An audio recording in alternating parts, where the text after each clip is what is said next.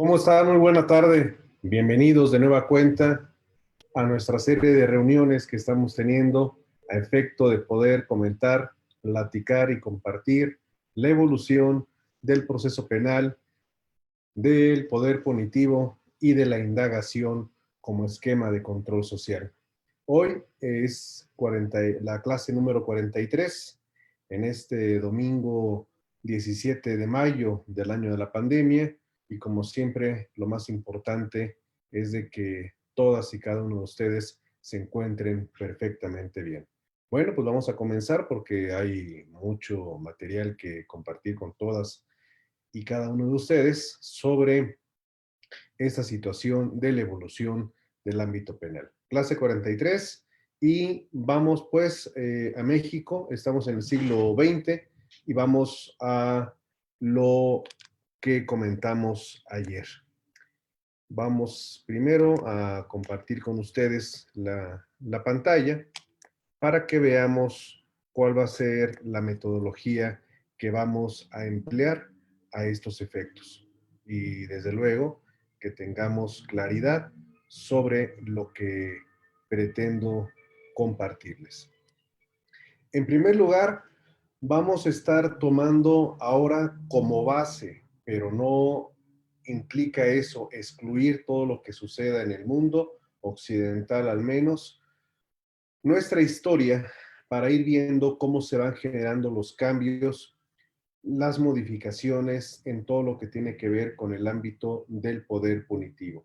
Entonces iremos analizando sexenio por sexenio para que de esta manera podamos conocer qué reformas se han dado en nuestra materia, qué es lo que ha venido aconteciendo al respecto de ella, y de esta manera podamos llegar a irnos haciendo idea sobre qué es lo que ha pasado, qué es lo que ha, sobre todo, incidido en reformas, iniciativas, modificaciones, y que nos permita, en consecuencia, tener una mejor visión de este ámbito tan interesante, tan apasionante como es el del derecho penal. Bien, pues vamos entonces a tomar como referencia al presidente Pascual Ortiz Rubio.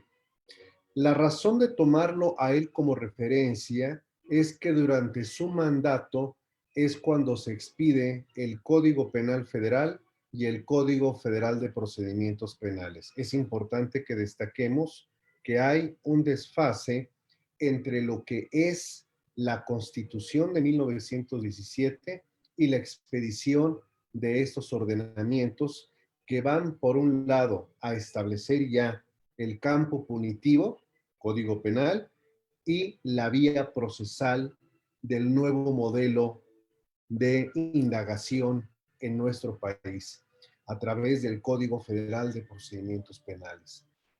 14 años después de la Constitución del 17 es cuando se va a tener este tipo de ordenamientos. Bueno, pues Abelardo, perdonen ustedes, Pascual Ortiz Rubio, un político mexicano, oriundo del estado de Michoacán, tiene una particularidad entre muchas otras que les quiero compartir en esta ocasión, porque estimo que es conveniente conocer, aunque sea un poco, una breve circunstancia de su tiempo.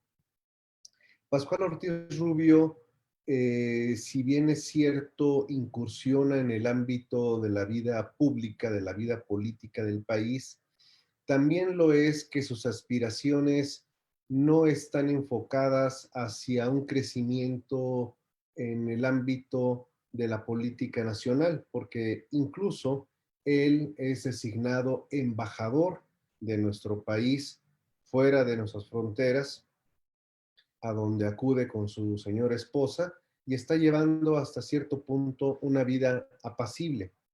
Mientras su vida apacible diplomática discurre, en México se está creando una estructura de poder que va a intentar dominar la política en los siguientes años. Me estoy refiriendo a un fenómeno que se conoció como el maximato, que estuvo a cargo del entonces general y presidente Plutarco Elías Calles.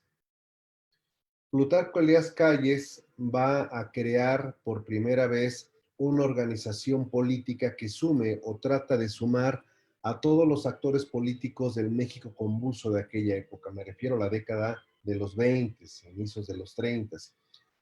Y para tal efecto crea el Partido Nacional Revolucionario, que aglutina sectores del ejército, a sectores del ámbito de la sociedad, sectores de trabajadores, etcétera. Y Plutarco Elías Calles es quien convence a Pascual Ortiz Rubio para que se presente como candidato a la presidencia de la República, sobre todo explotándole el aspecto de que al no pertenecer a ninguna sección, pues vendría a ser, entre comillas, una especie de candidato autónomo, pero obviamente lo que buscaba Elías Calles es que fuera un candidato que él pudiera conducir y manejarlo durante toda su presidencia. Pascual Ortiz Rubio acepta la encomienda, regresa de su labor diplomática, hace la campaña y la elección, como es costumbre, pues estaba teñida de irregularidades, pero al final del día se impone que él es el ganador, el que vence, llega a la toma de posesión, va a la toma de posesión, da su discurso, se dirige hacia Palacio Nacional y es víctima de un atentado, ¿sí? Estuvo a punto de cometerse el primer, no, ¿cuál primer? El segundo magnicidio, porque recuerden que Álvaro Obregón lo habían matado unos años antes. Entonces, esta situación va a impactar mucho en el carácter, en el modo de conducirse del ya presidente de la República, quien tiene que pasar varios días hospitalizado en la Cruz Roja, logra salvar la vida y curiosamente el autor del hecho, aunque es detenido, no se genera una información del motivo, el móvil, de por qué quererlo matar a Ortiz Rubio. Durante su presidencia, que duró solamente 2 años duró su presidencia, su agresor es asesinado en la cárcel y a los días siguientes de ello, el presidente presenta su renuncia al cargo. Es el primer presidente que renunció en esta nueva temporada de presidentes emanados del PNR, presenta su dimisión y se retira de la vida política del país. Antes de ello, obviamente, pudo expedir el Código Penal Federal de 1931 y el Código Federal de Procedimientos Penales. El Código Penal Federal tiene esta característica. Es un código dual en cuanto a la competencia, porque es el código aplicable en el Distrito Federal y territorios federales, que eran lo que hoy conocemos como las bajas, y para toda la República en el ámbito federal. Entonces había un solo código para la capital del país y ese mismo tenía aplicación para toda la República en el ámbito federal. Por supuesto que este código se convierte en un eje para las demás entidades federativas crear sus propios códigos penales, pero siguiendo la estructura de este código de 1931. Sobre este código, que podríamos platicar muchísimo, muchísimo, muchísimo, tiene una pena, incluye una pena que no existía, es la pena de relegación. ¿Qué es la pena de relegación?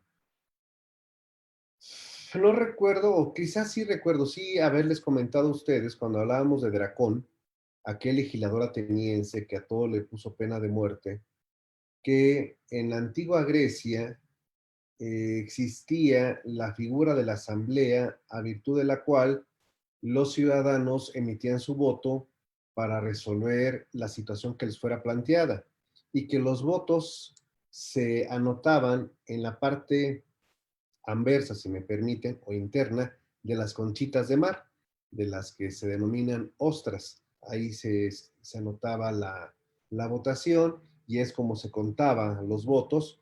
Y una de las penas que existían en aquella época era la del ostracismo, es decir, la relegación de la persona a una isla o a un territorio lejano al que pertenecía, que fue lo que le pasó a Dracón. Bueno, pues esta pena de relegación se incluye en el Código Penal Federal de 1931 y el lugar a donde se va a llevar a cabo la relegación va a ser a una colonia penal que desde luego la creó Don Porfis, que es la colonia penal de las Islas Galleta, las célebres Islas Marías, allá por los rumbos de Nayarit. La, las Islas Marías van a ser utilizadas como colonia penal desde el año 1905 y ya con este Código Penal Federal de 1931 se va a permitir su uso a través de esta pena de relegación, que es un dato que suena muy interesante. El Código Federal de Procedimientos Penales, bueno, pues muchas y muchos de ustedes lo conocimos, trabajamos con él, litigamos con él, las etapas de la averiguación previa, la preinstrucción, la instrucción, la etapa de juicio, pero algo que habría que destacar de ello, entre muchas cosas desde luego, es que el Código Federal de Procedimientos Penales establecía y mantuvo la figura del Jurado Popular Federal. Esto es relevante porque tenemos que tomar en consideración lo siguiente, ya que en ocasiones se presta a mucha confusión y quiero aclarar sobre este sentido. Cuando Benito Juárez crea la ley del jurado popular en 1969, esta ley se circunscribe al Distrito Federal. No impidió que otros estados de la República también establecieran el sistema de justicia por jurado. Voy a mencionar dos casos, Michoacán y San Luis Potosí, entre otros, pero quizá de los que se tiene más conocimiento es de estos dos estados que me acabo de referir. Entonces, el jurado popular es una institución que se va admitiendo dentro de la idiosincrasia judicial mexicana. Cuando viene la Constitución de 1917, el jurado popular se mantiene en rango constitucional, porque si ustedes revisan el artículo 20 de la Constitución, desde su origen, establecía como un derecho de la persona el ser juzgado por un jurado de su localidad, el jurado popular. Entonces, en la Constitución del 17 se mantiene la figura del jurado popular. El Código Federal de Procedimientos Penales de 1931 mantiene la figura del jurado popular y establece cómo va a ser el proceso,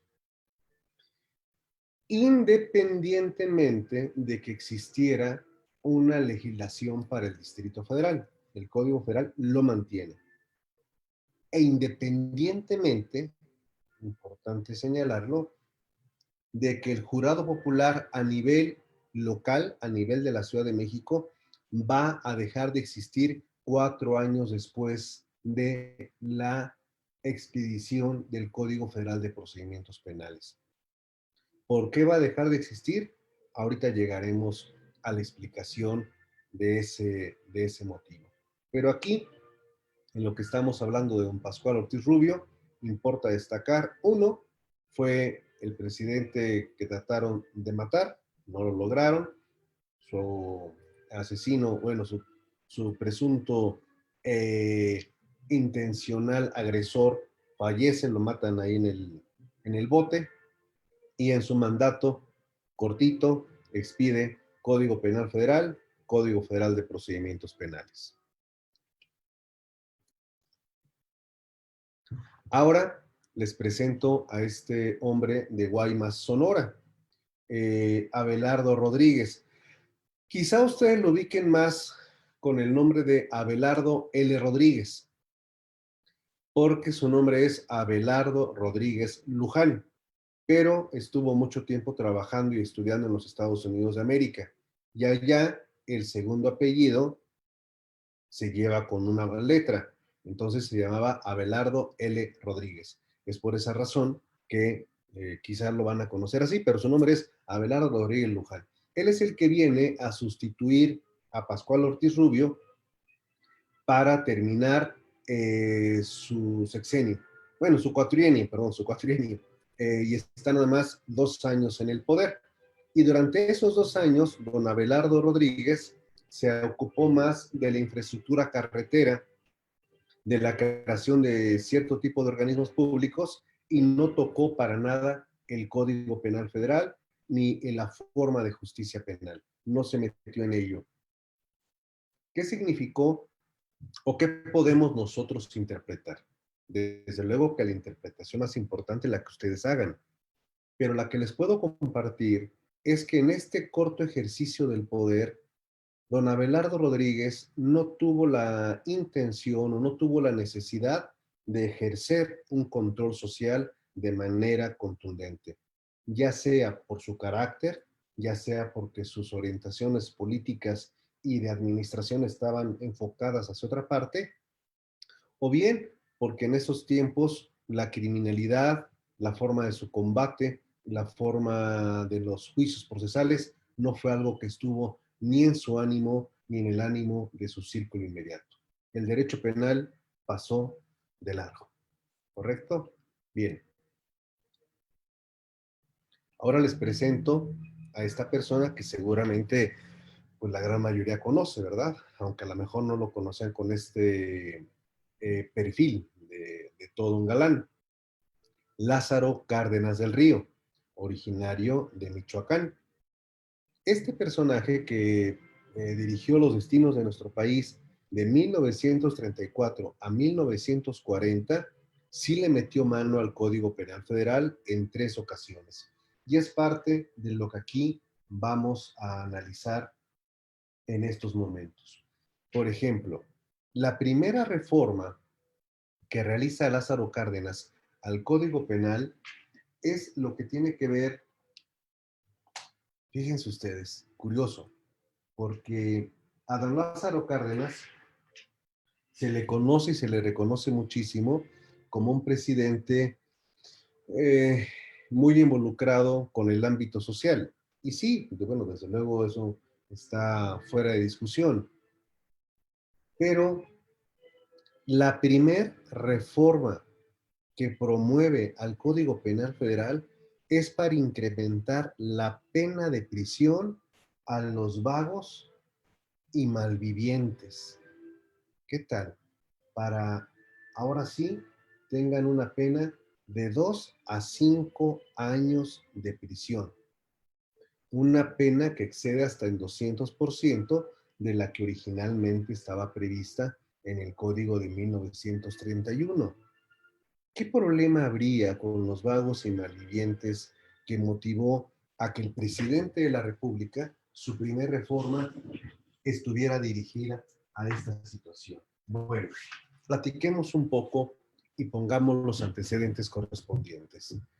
En su oportunidad, cuando les hablé de la revolución industrial, les hablé de los vagos de Europa, por ejemplo, los que no tenían nada que hacer, que se rascaban la panza, y ustedes recordarán aquellas sesiones que tuvimos hace ya algunas semanas. Bueno, el problema de la vagancia y la malvivencia en nuestro país ha sido o fue un problema constante y de constante inquietud y preocupación para las autoridades, al grado que se llegó a crear un tribunal, sí, un tribunal especial para vagos, en el caso de la Ciudad de México, lo que no impidió que también cada estado hiciera el suyo.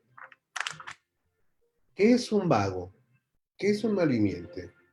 ¿Y por qué razón un vago va a ser un problema para la autoridad? Bueno, pues desde estas épocas, acá estamos, 1828, ya el tema de la vagancia es una preocupación. En lugar de generar, bueno, aquí la función de debate entre todas y todos es cómo combatimos el fenómeno de la vagancia y la malvivencia. Bueno, en primer lugar, propongo que lo que tendríamos que definir es qué es vagancia y qué es malvivencia. Y si la vagancia implica malvivencia o puede haber vagancia sin malvivencia. Es decir, ¿es condición de la vagancia la malvivencia para convertirse en crimen? Si es así, permítanme exponerle lo siguiente. Si la vagancia es un crimen porque está asociada a la malvivencia, entonces, ¿qué es lo que se castiga? ¿El hecho delictivo de una malvivencia o se recalifica una conducta? ¿O se está castigando un acto o se está castigando a la persona? Porque aquí tenemos que empezar a diferenciar, entiendo, estamos juzgando una norma de 1930 y tantos con una perspectiva del 2020 y eso es injusto. Es injusto, pero no es indebido. Podemos analizar una norma también comprendiendo el entorno que se daba en esa época. Por eso es importante siempre, al conocer de una norma penal, en qué entorno se genera, se aplica y se interpreta. Pero también hay que hacer un encuentro entre las diferentes épocas, porque esto nos permite generar todavía muchos mayores argumentos en los aspectos de una investigación. Entonces, repito, ¿qué se castiga? ¿Se castiga el ser vago o se castiga ser vago con la malvivencia? ¿Y qué es malvivir?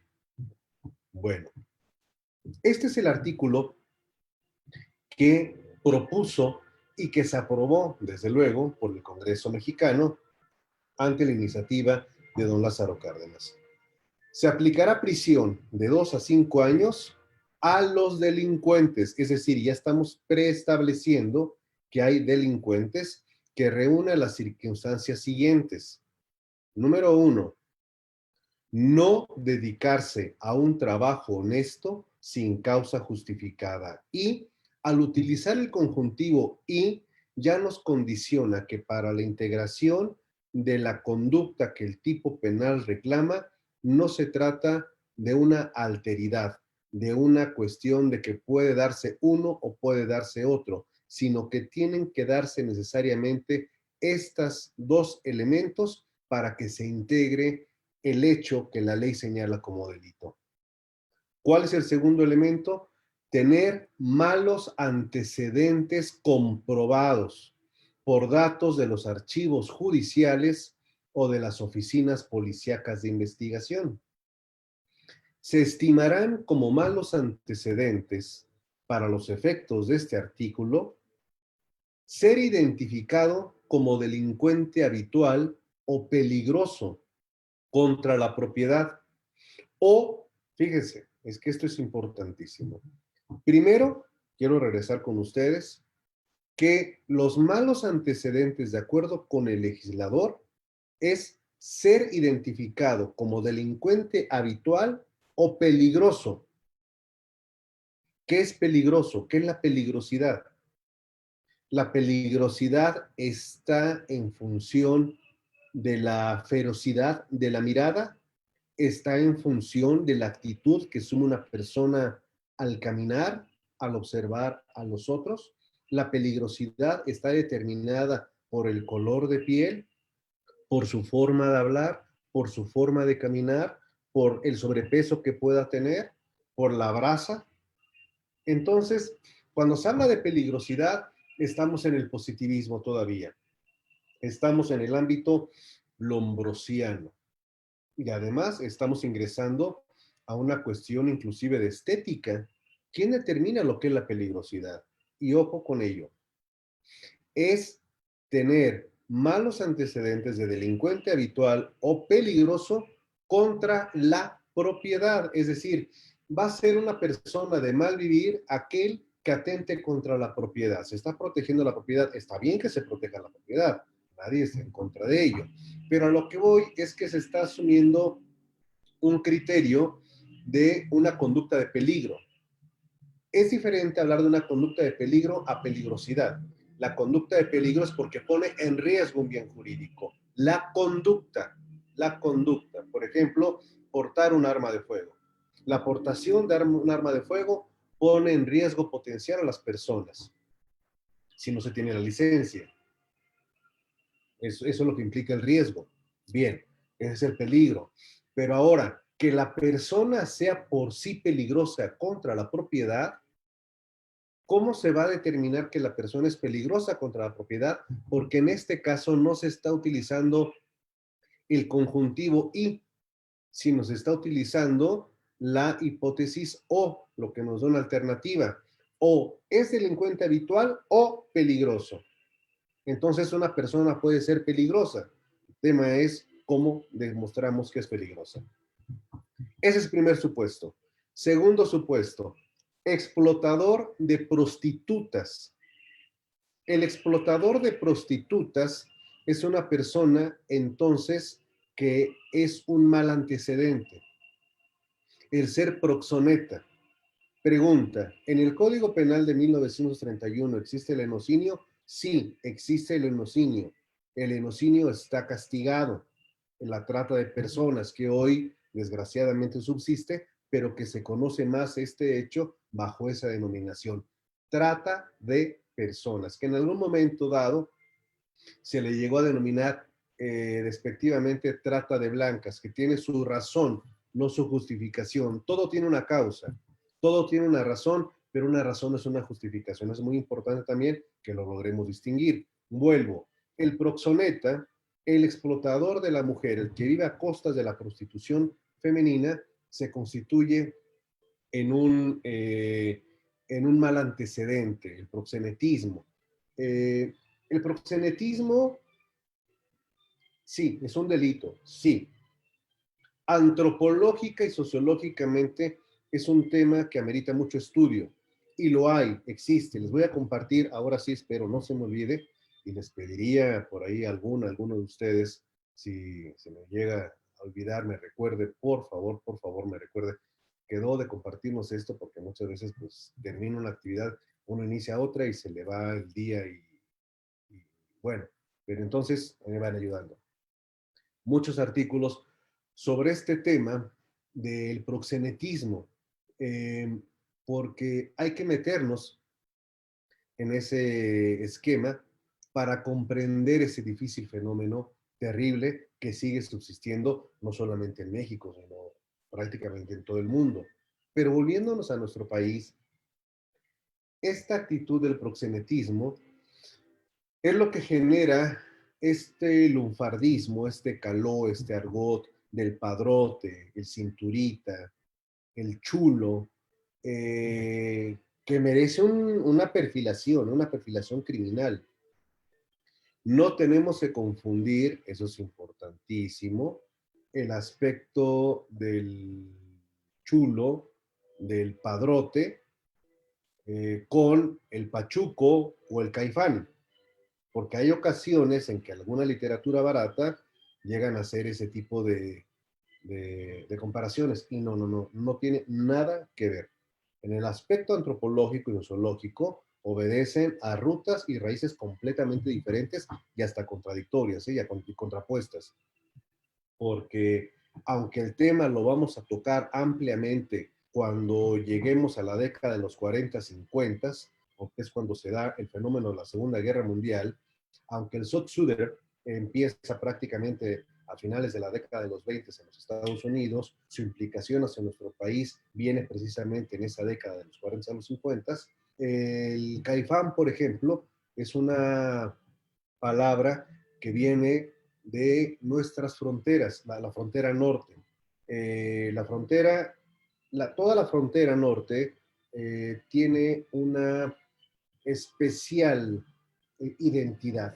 Es extraordinaria, vibrante, pero quienes han tenido la oportunidad de vivir o quienes siguen teniendo la oportunidad de vivir en las fronteras, no me dejarán mentir que la vivencia en la frontera norte es es una experiencia completamente distinta a cualquier otra que se pueda vivir en el país.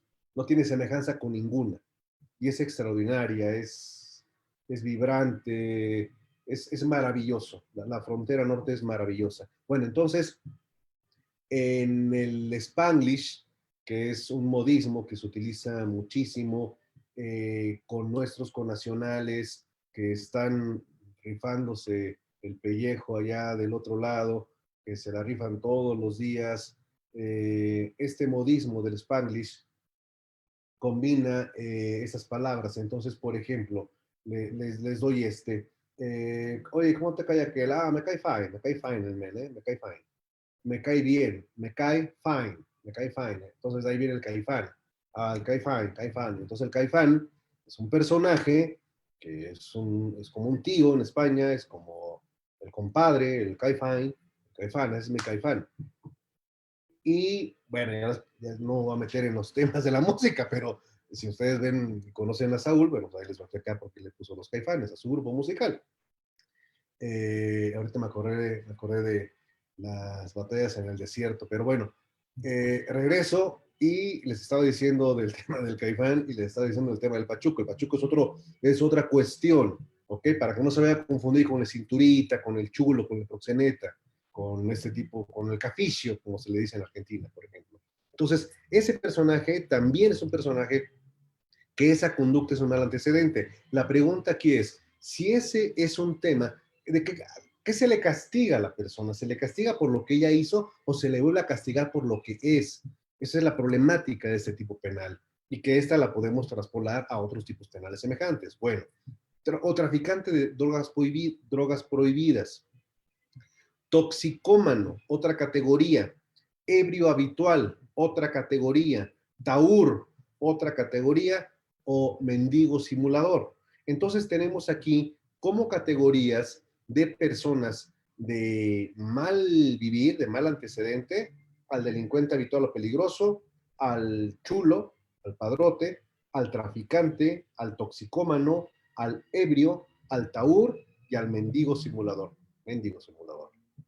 Bien, el toxicómano pues, se le considera un enfermo, pero en una parte del código se le considera un enfermo y en otra se le considera un mal antecedente, una completa contradicción. Y luego el traficante de drogas prohibidas. Empezamos entonces ya a resentir el tema que va a venir con el tráfico de drogas. Si bien es cierto, en la época del general Lázaro Cárdenas no tenemos una problemática de tráfico de drogas como tal, lo que sí es que ya la heroína y el opio son de las drogas de mayor comercio que se dan en esa época en nuestro país. Y por lo tanto, este tipo de personajes entran en esta consideración. El fenómeno de los vagos va a ser tratado de una manera uh, algo compleja por nuestro poder judicial. Eh, y aquí pues sabemos que tenemos que analizar todo ello. Entonces, a esto obedece que vayamos ahora a ver qué nos decía la Suprema Corte de Justicia de la Nación sobre lo que es o era en aquellos tiempos la vagancia y la malvivencia.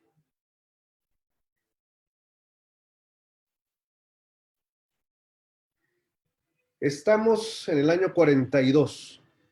Si aparece de autos que el acusado varió su nombre explicando que así lo hizo por el consejo de otro, que a últimas fechas no tenía trabajo, y en la hoja de antecedentes policíacos aparece que fue detenido por robos y procesado por ellos, y los testigos con los que pretendió demostrar que se dedicaba a un trabajo honrado fueron ineficaces, y de estos hechos el juzgador deriva presunciones que, valorizándolas en conciencia, estima suficientes para considerar al quejoso responsable del delito de vagancia y malvivencia, la sentencia está ajustada a derecho y debe negarse la protección federal que contra ella se pida.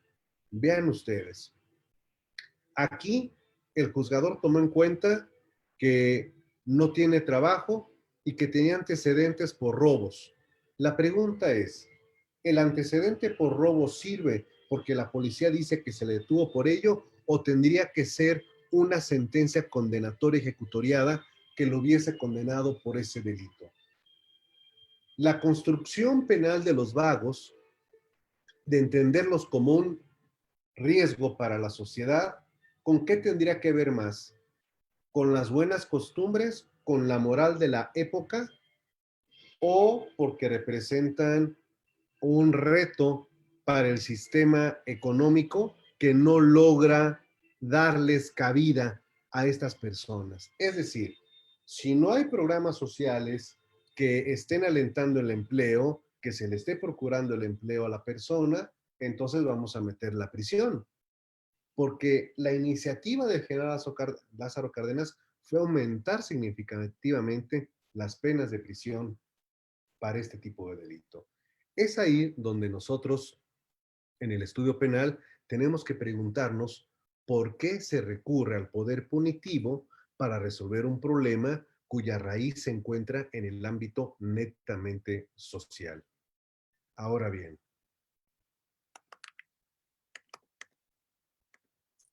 vamos a ver. No se ve la jurisprudencia, me dicen. Déjenme ver ahorita. Entonces, a ver, ¿qué pasó? Ahorita mismo la ponemos.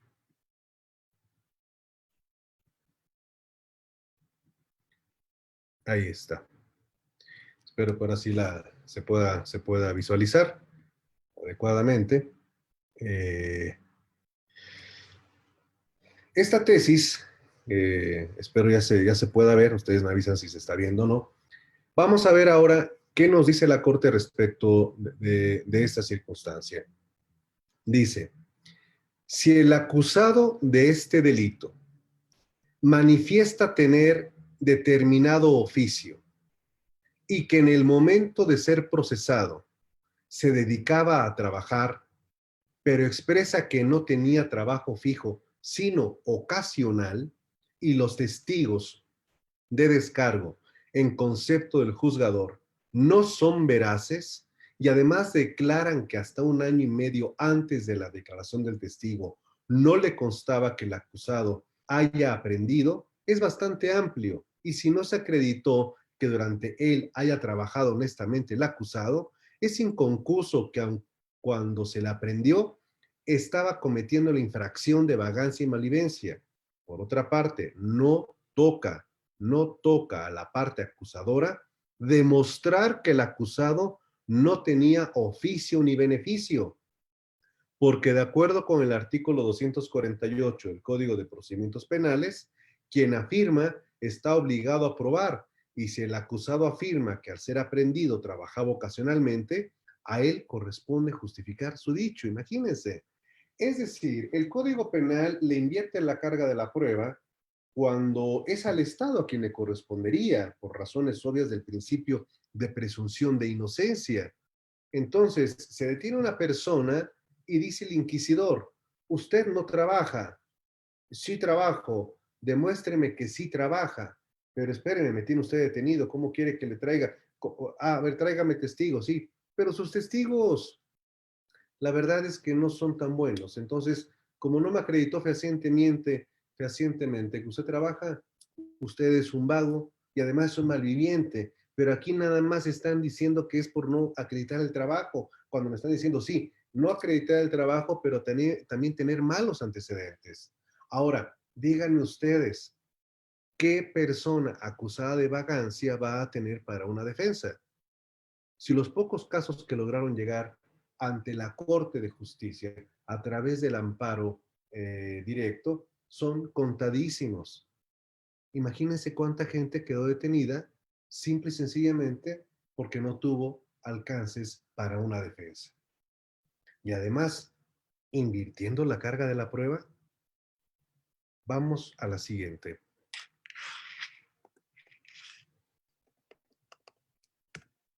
Esta tesis, recuerden que estamos en la quinta época, es de 1943. Si hay pruebas de que el acusado, en los momentos en que se le acusó de los delitos de vagancia y malivencia, se dedicaba a un trabajo honesto, no concurre el primer elemento señalado en el artículo 255 del Código Penal del distrito, tanto más si el Ministerio Público, a quien corresponde la carga de la prueba. Bueno, entonces, ¿en qué estábamos? Dice, es al Ministerio Público a quien corresponde la carga de la prueba respecto de la existencia del delito, no rindió prueba alguna. La circunstancia de que el acusado llevara objetos con los que al parecer pretendía defraudar no es por sí sola bastante para concluir que no tuviera ocupación honesta y por tanto la sentencia que lo condene por el delito de vagancia y malvivencia implica una violación constitucional. Entonces, a ver, el acceso a la justicia, estimado videoauditorio, es una ruleta rusa que depende de qué ministro nos toque como ponente. ¿No la interpretación del derecho debe ser lógica y racional? ¿Por qué en un mismo tribunal, que es la Suprema Corte de Justicia de la Nación, al pobre anterior le tocó un ministro que dijo, no, vago, vago, vago, y usted no lo acreditó, se va al bote? ¿Por qué a este le dijo, bueno, es que al que tenía que acreditar que no tiene trabajo era el MP, no usted, señor, y por lo tanto, usted sí se puede ir a su casa? ¿Qué es lo que influyó para ese efecto? ¿La pertenencia a algún círculo social determinado? ¿Tener un apellido rimbombante? ¿Tener una defensa hábil? ¿Tener contactos al interior de la Corte de Justicia de la Nación? Esto que les estoy presentando acá tiene como finalidad que precisamente pongamos el dedo en la llaga y los puntos sobre las íes, porque ¿cómo es posible que el mismo tribunal, los mismos ministros vean un asunto con los mismos hechos de forma diferente para resolver en términos contradictorios? Esto es algo que sigue subsistiendo en la actualidad y es una de las principales tareas que los postulantes tenemos para motivar, forzar y exigir que los criterios de interpretación de las leyes estén motivados por argumentos racionales, no por prejuicios, no por distinciones, ni mucho menos con el ánimo de tener favoritismos hacia ciertos justiciables. Vamos a continuar con otra de las tesis para que vayan ustedes viendo cómo se va generando esta situación.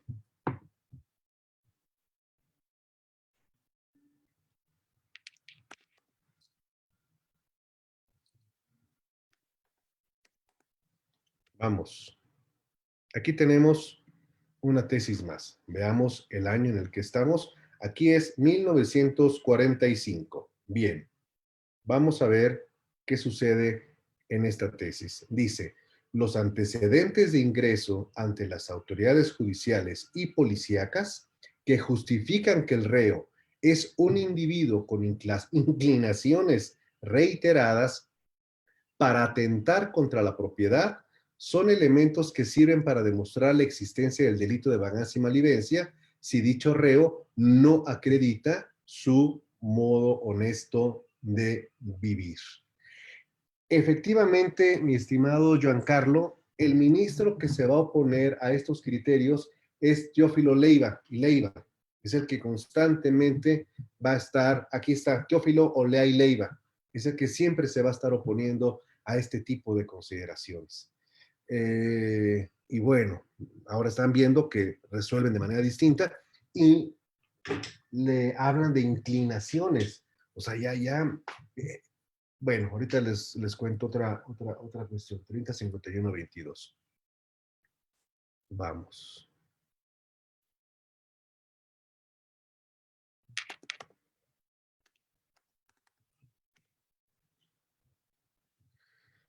Miren, este criterio. No puede condenarse al reo por el delito de vagancia y malvivencia si de su ficha signalética se desprende que aunque efectivamente ha tenido ingresos anteriores a la prisión por diversos hechos delictuosos cometidos por él, También es verdad que por esos delitos o bien ha sido castigado cumpliendo su sentencia o ha resultado absuelto en virtud de resoluciones dictadas en ambos casos por la autoridad judicial, por lo que de estimarse comprobado el cuerpo de los delitos citados y la responsabilidad del quejoso, apoyándose en los anteriores ingresos en prisión, resultaría juzgado y castigado 2 veces por los mismos hechos delictuosos. Además, en los numerosos casos de aprehensiones llevadas a cabo por la policía a título de sospechosos de robo, no resulta lógico ni humano que los actos atentatorios de la policía se conviertan en elementos comprobatorios de la malvivencia y de la vagancia. Mm. Fíjense que este comentario que comparto ahora con todas y todos ustedes está orientado a motivarlos al estudio de las tesis históricas, porque en el ámbito legal, en el ámbito penal, nosotros tenemos que partir de diferentes bases para el análisis de un caso. El conocimiento del hecho, ya en su momento lo voy a desplegar más ampliamente, ¿ok? Ahorita nada más lo dibujo. El conocimiento del hecho. Ahí tiene que ver cuestiones epistemológicas, teoría del conocimiento y otro tipo de materias. Número 2, la interpretación del hecho. Número 3, la calificación jurídica del hecho. Número 4, código de evidencia. ¿Cuáles son los elementos o las evidencias que existen para acreditar dos extremos? El hecho, existencia de, participación de la persona. Pero ya una vez que se analiza todo esto, cuando tenemos la oportunidad de conocer la evolución de los criterios, nos vamos nutriendo de información y de argumentos. La construcción de argumentos es la etapa fina del litigio, porque puede haber argumentos incorrectos pero válidos o argumentos correctos pero inválidos. Sí, aquí en el tema de la argumentación hay que entrar a los aspectos de la lógica, sí, algunos de la filosofía, sí, algunas cuestiones de silogismo y muchas cosas más. Pero todo esto nos permite ir interpretando la diversa cantidad de argumentos. Y entonces, esta práctica nos permite que cuando estamos en una audiencia podamos identificar el argumento de la contraparte, el argumento de la autoridad judicial, para que en su momento del debate, de la réplica, de la dúplica, se pueda hacer una exposición ordenada y estructurada de nuestra argumentación. Pero de esto, de los debates, dúplica, réplica, cuando estemos ya en el sistema acusatorio, con mucho gusto daré las experiencias y opiniones sobre ese particular. Pero quise ahora hacer la mención de que esta es la relevancia porque vamos viendo cómo se construyen argumentos que pueden ser correctos, pero pueden ser inválidos. ¿Ok? Bien, vámonos a otra tesis sobre este particular. Y también quiero comentarles lo siguiente. ¿Cuál es la que vimos? 30, 41, 59. En estos tiempos, el general Lázaro Cárdenas creó la institución que se denominó Servicio Secreto. Sí, así como lo oyen. Durante su presidencia se creó el Servicio Secreto dependiente de la Policía del Distrito Federal. Y, ay, nanita, al ratito les platico de ello. Esta es una tesis bastante amplia que desafortunadamente no la puedo comentar por lo estrecho del tiempo, pero quiero que por favor la anoten.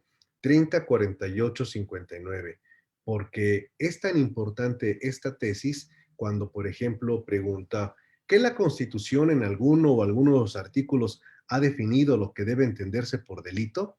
Y es una tesis de crítica al delito de vagancia y malvivencia.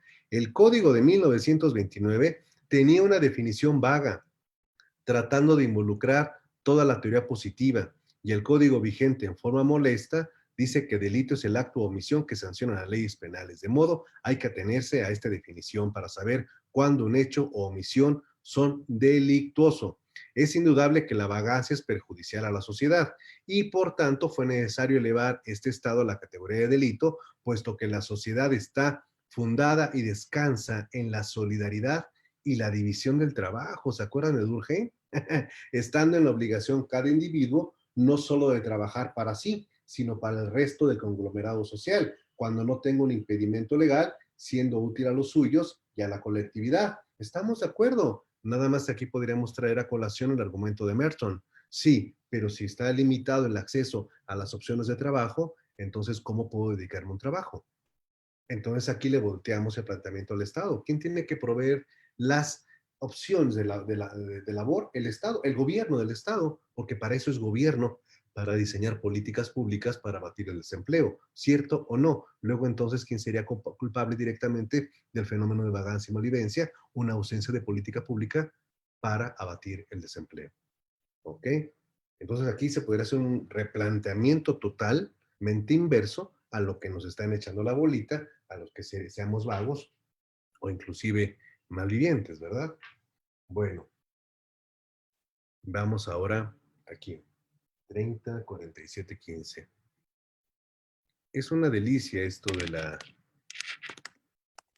del análisis histórico de, de las tesis. Espero que sigamos en línea, que no se haya caído nada y que ahí anden todos. Bueno, si andan por ahí, me mandan un comentario, porque luego, por eso ando siempre viendo que estemos online. Corresponde al acusado de un delito de esta naturaleza demostrar que se dedica a un trabajo honesto, nuevamente, ¿ok?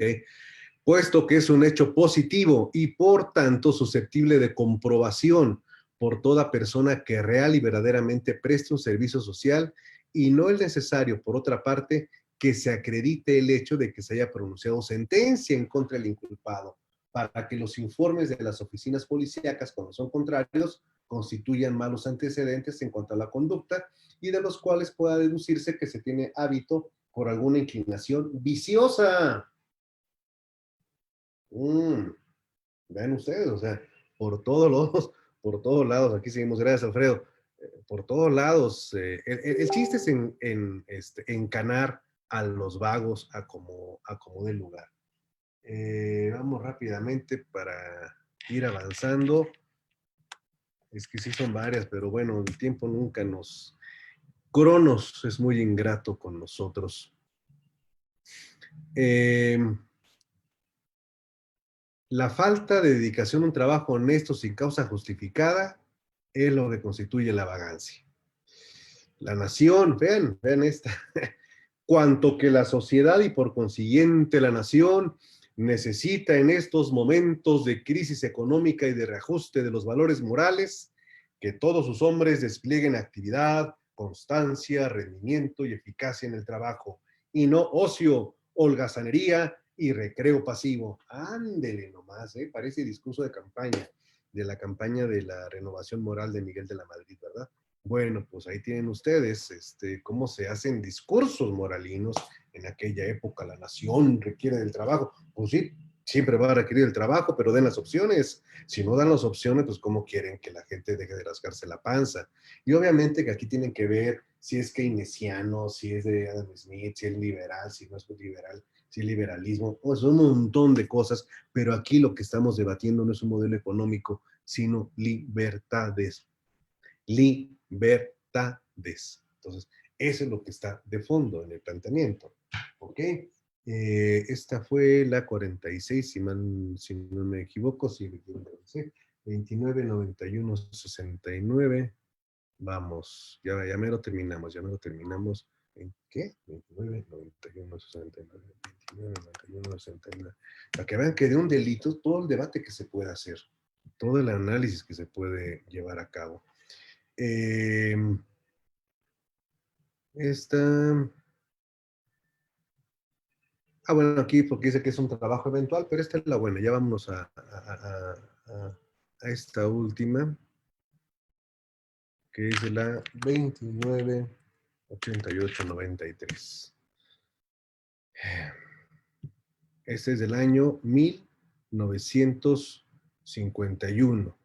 Dentro de nuestro régimen constitucional, la vida cuenta de la inclusión de las garantías penales. Miren nada más, ¿eh? Nulla crimen sine lege, nulla pena sine crimen y nulla judicio sine crimen, en los artículos 14, 16 y 18 del Código Político Supremo de la Nación, no puede hablarse de delincuente sin delito, y por ello de delito sin sentencia ejecutoria, y menos de estado peligroso sin sentencia, por lo que faltando la cosa juzgada, es antijurídico señalar a un individuo como delincuente, y menos como delincuente peligroso. Definida, aunque incorrectamente, la habitualidad por el artículo 21 del Código Penal, para estimar al quejoso delincuente habitual, era preciso justificar que había consumado los delitos en número y tendencia a que se refiere tal precepto, y reconociendo la responsable que no media sentencia ejecutoria, no ya sobre 3 delitos, ni en uno anterior al precepto, y ninguno anterior al que fue acumulado al de vagancia y malvivencia, ha procedido anticonstitucionalmente a condenar al quejoso por el delito últimamente citado. Vean, bravo, por fin, hasta 1951 salió alguien que dijo, señores, ¿qué es eso de estado peligroso? ¿Qué es esto de andar condenando sin sentencia previa? Pero ¿saben qué? Muy poco duró el gusto porque nada más fue una tesis aislada. Ya les platicaré de lo que vino después de esto, que fue peor. Pero bueno, esto nos demuestra que el poder punitivo, en el caso de don Lázaro Cárdenas, su primera reforma fue, dijo, acábenme con los vagos. Yo no quiero vagos. Oiga, señor, pero hay que darles trabajo, hay que generar opciones, hay que prepararlos, hay que hacer una leva. Bueno, una invitación que se incorpore la fuerza. No, no, no. A la cárcel, de 2 a 5 años. A llenar las cárceles. Las cárceles son las bodegas de los despreciables. A la cárcel. Ok, que se vayan a la cárcel 5 años. Y luego, el luego es el siguiente presidente que lo resuelva. El poder punitivo sirve para limpiar de indeseables las administraciones en turno. Bueno, me dio mucho gusto verlos. Espero que estén bien. Desde aquí le mando un abrazo solidario a la maestra Rosita Andrade, allá a Colima. Un fuerte abrazo. Y bueno, les paso lista rápidamente. Alfredo, Aníbal, Elvia, Juanita, Rosa María, Dolores, Giancarlo, Ludwig, Alejandro, Maggie, y se me borró quiénes más estaban. Una disculpa, pero espero que hayan estado presentes, porque si no, no se van a llevar su regalito final. Bueno, nos vemos, señores. Un abrazo, quédense en casa, cuídense mucho y nos vemos mañana a la 1 de la tarde para seguir platicando del régimen de Lázaro Cárdenas. Hasta pronto.